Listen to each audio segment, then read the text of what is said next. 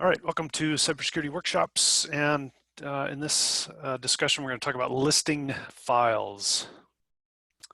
So we're continuing through Matt Vogel's Introduction to Command Line Interface.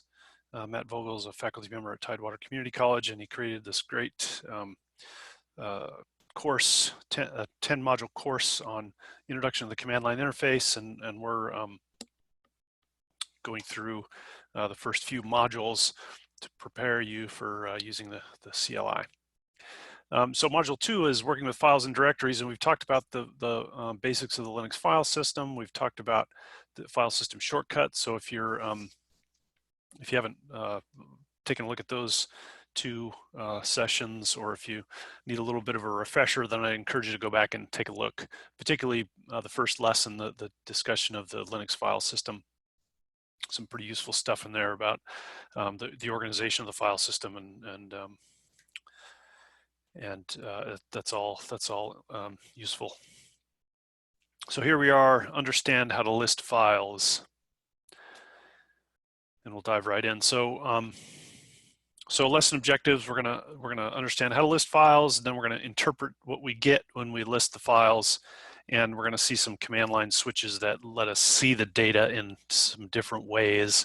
And so we'll start with the basic list. So ls is a system command for bash, for Linux, and you'll find ls in essentially every Linux distribution you ever run into, because listing the files in a directory is very basic to any system. So the ls command is used used without any options, and I'll talk about options in a minute, but used without any options gives a list of the file names from left to right. Options that come after the command are identified by the dash character. Again, we'll get to that in a minute. In some Linux versions like Ubuntu, the file types are color coded.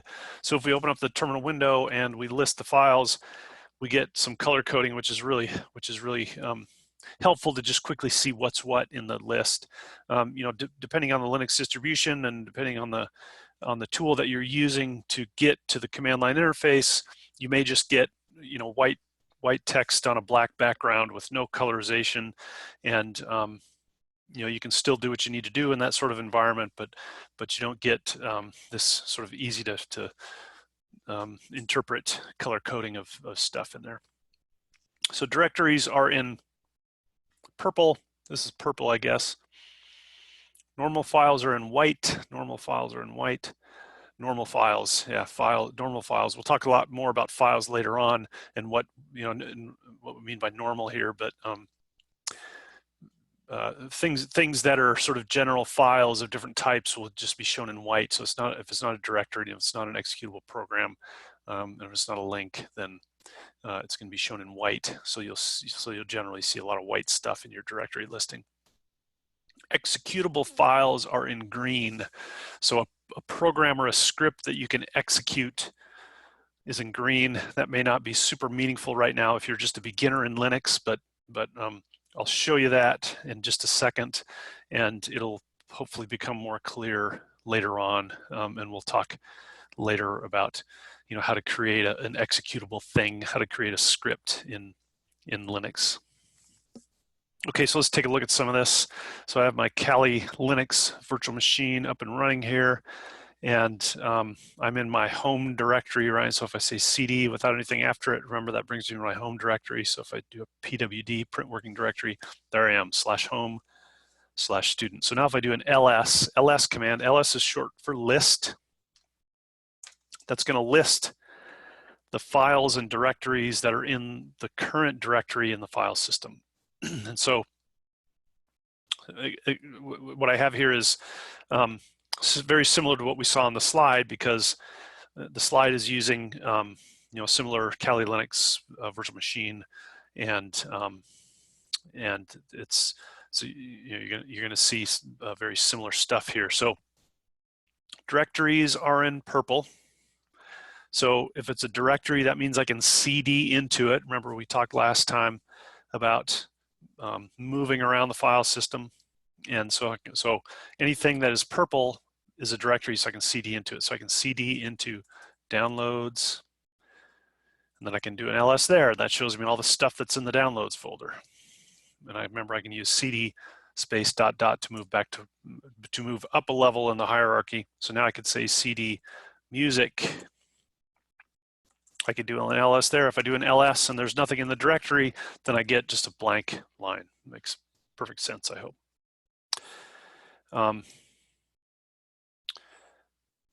I could say CD ... So I'm going to move up a level in the hierarchy. Then I'm going to do slash because I want to move into a different folder. So I'll move into the folder called videos. Okay, so here I'm moving from the current directory that I'm in, which is /home/student/music. I'm moving up a level, so I'm moving /home/student, and then into videos, because I know that videos is in that. There it is right there. Videos is in that folder, right? So that'll get me into that folder, and then I can do an ls there, and oh, I have no videos. Okay. So I'm in my home directory again, and so if I do an ls, directories are in this purple, blue, whatever color. The regular files, regular files are white. That's something that's not, basically the terminal window has colors for some things, like colors for directories, colors for executable files, colors for some other stuff. Anything that it doesn't have a specific color for, it's just going to be white. So we're just sort of using that terminology, regular file, right now to refer to things that don't have some other color associated with them. And there are all kinds of different files that we'll see, and we'll talk a lot more about that as we go through this lesson on the command line interface. Okay, so but what are file 1 and file 2? Well, if you recall, we created file 1 and file 2 back in module 1 when we were talking about we were using the echo command. We said echo, and then we had a phrase, and then we directed that into a file. So for example, if I said echo, here is some more stuff in a file, and then I could direct that into something called file 3. Now if I do an ls command, now up here I had file 1 and file 2. Now I have file 1, file 2, file 3. And then I have this thing called script, right? And that's green. It's an executable thing, and we'll talk a little bit more about that in just a second. Okay, so that's the basic ls command. That's when you type ls at the command line with nothing after it. Okay, here's where it gets a little bit more interesting. I can use the ls command with the -l option. So most Linux commands have these things that we refer to as command line options or command line switches, and that gives us more information about the functionality. It gives us increased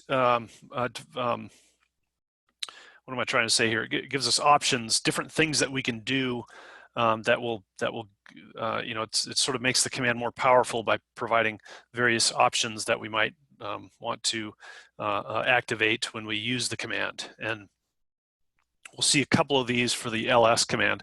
And if I use the -l option, it gives me this thing that it calls a long list. So the -l option. So you see the format of this is different. So the format, if I use ls all by itself, is just the words, the names of the files or directories. And it's kind of squished together. So it's not one per line, but it's several per line.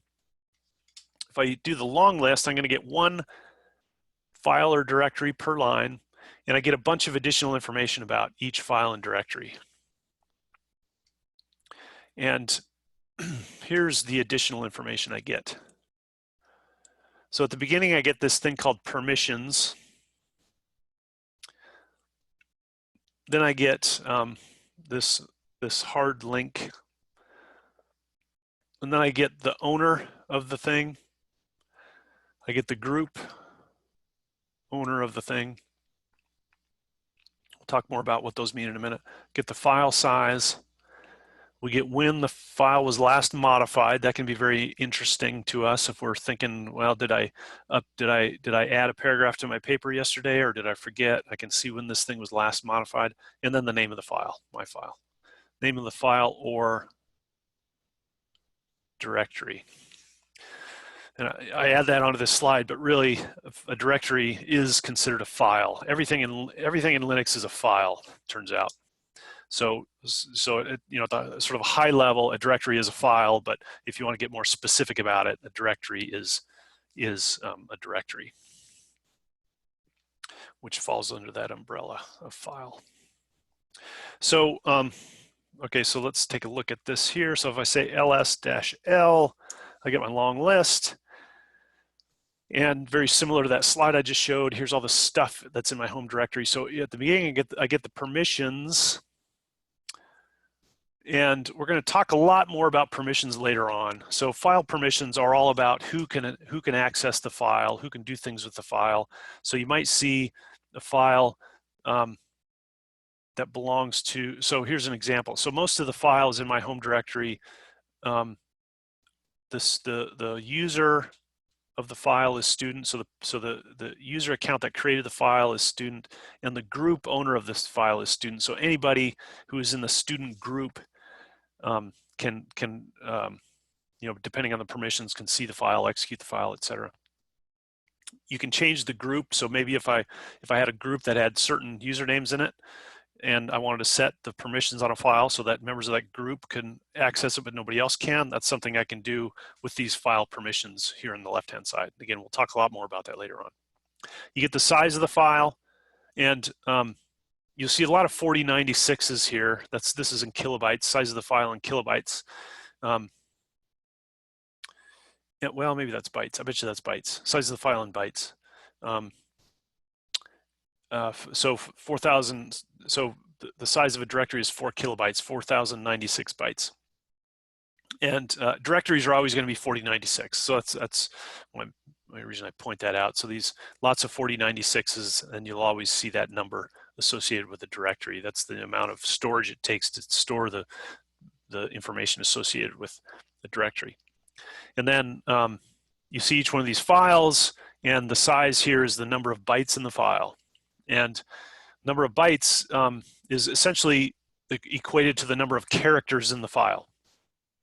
So file 2, for example, it's 8 bytes. So if I cat file 2, the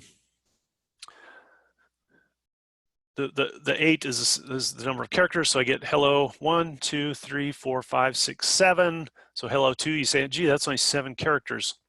Well, there's this thing at the end that's referred to as a carriage return, and it's essentially a character that ends the line. So 7 characters plus this end of line character makes that thing 8 characters long.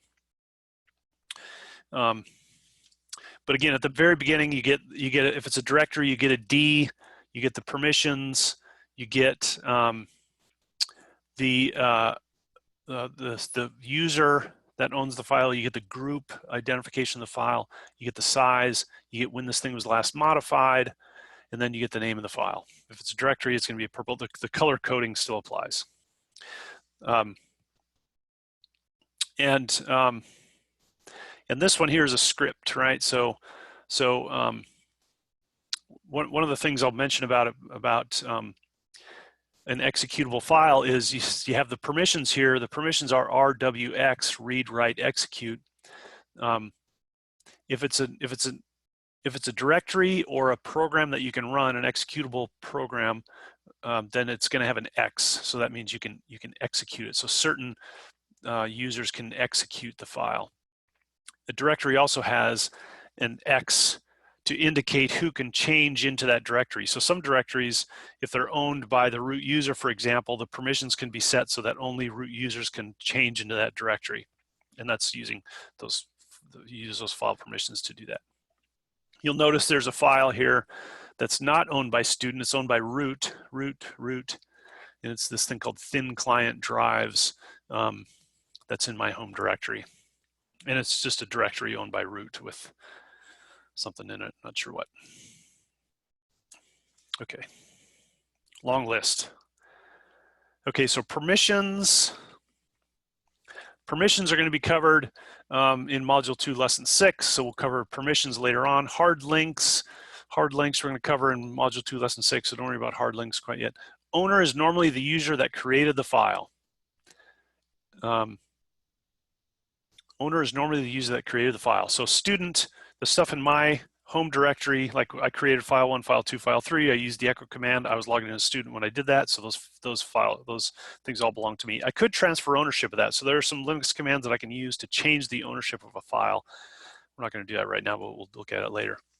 The group is normally the main group that the user that created the file belongs to, unless the group has changed.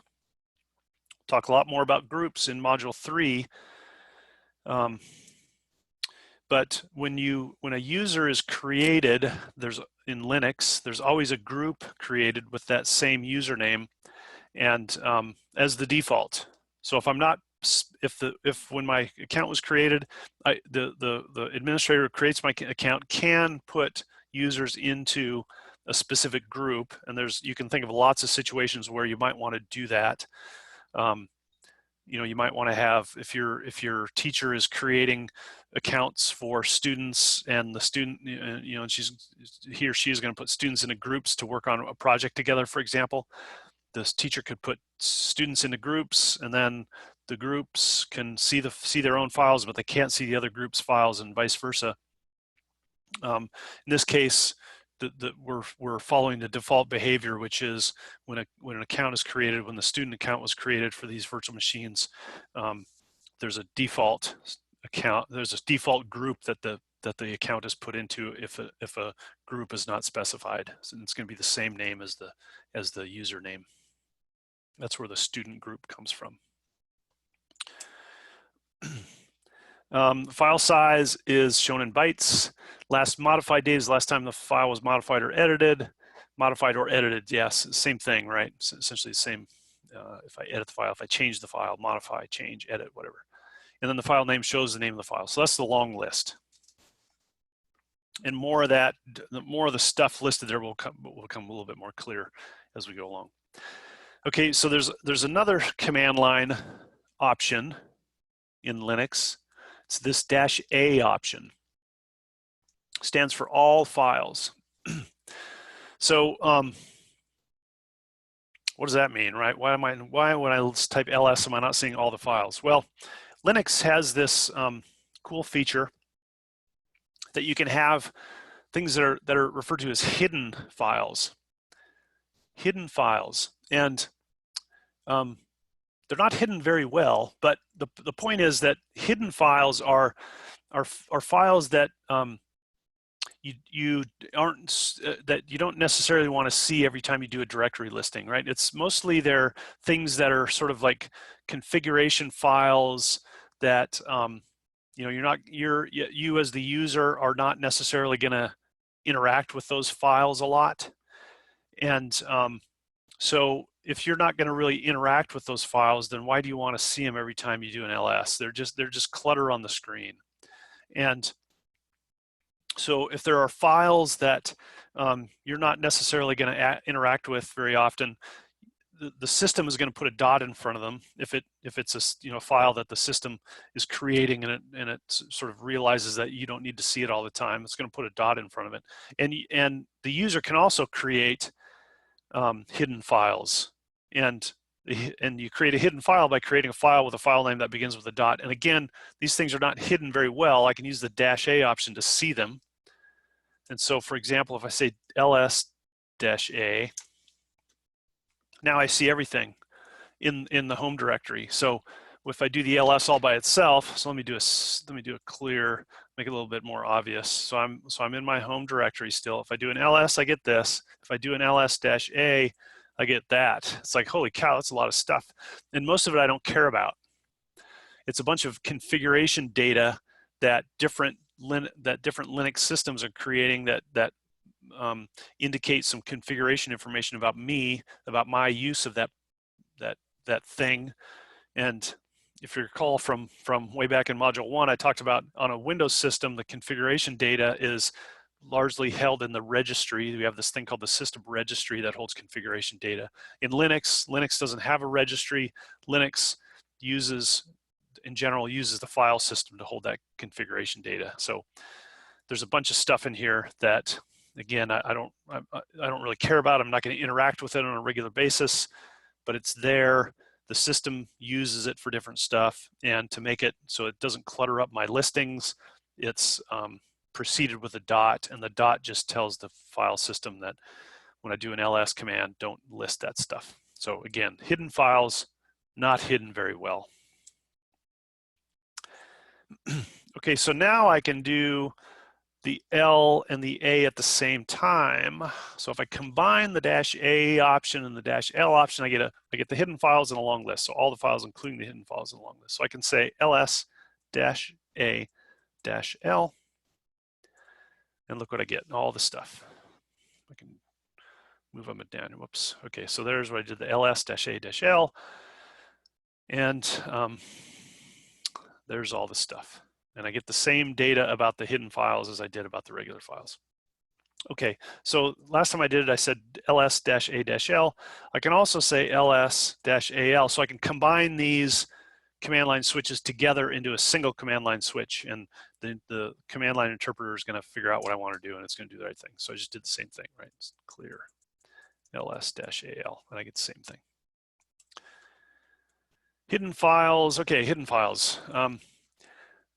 Here's some of the most common hidden files. Dot is the current directory. Dot is the parent directory. We talked about that last time when we were moving around the file system.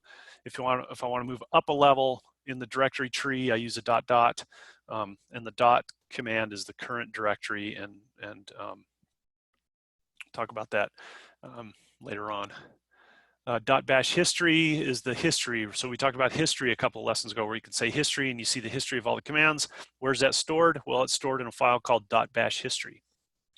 I could look at that actually. So if I were to say cat.bash history, there's my history from my previous login. So now all the stuff that I've been doing since this particular login, I'm not going to see that in the command history. It's all stored in memory. But when I shut down this terminal window, then all that stuff is going to get dumped into this file before it closes, so that history will be available. So history isn't just my current session. History is all my previous sessions. So that's pretty cool. Bash logout holds when this current shell is closed, bash logout does some stuff, and including updating the history. And then bash rc runs whenever the shell is launched. So when if I can have certain things happen when the shell is launched, and that all goes in the bash rc file. We'll talk about that later. I can list a single file at a time. So I can say, for example, ls file 1. Whoops, and I spelled it wrong. So if I spell it wrong, if I try to list a file that doesn't exist, I get this error right here. No such file or directory. So if I spell it right, there it is. I can also say ls-al file 1, and I get the long listing of that thing. It's kind of cool. Wildcards. Wildcards are super helpful. You're gonna end up using these a lot eventually. Used to represent any character. So a question mark matches a single character. A star matches any number of characters. So if I were to say ls-al file question mark, that's a wildcard. So that could be any character, and so the question mark will match any character in that location. And so if I see I have file 1, file 2, file 3, because it's gonna any character is gonna match. Now if I did something like this, ls f question mark le, is that gonna match anything? No, it's not gonna match anything, because there's nothing in my directory listing that matches that pattern. So the question mark matches a single character. The star matches any number of characters following the portion that I type in. So if I were to say ls-l-fi star, I'm going to get file 1, file 2, file 3. if I were to say ls-l do star,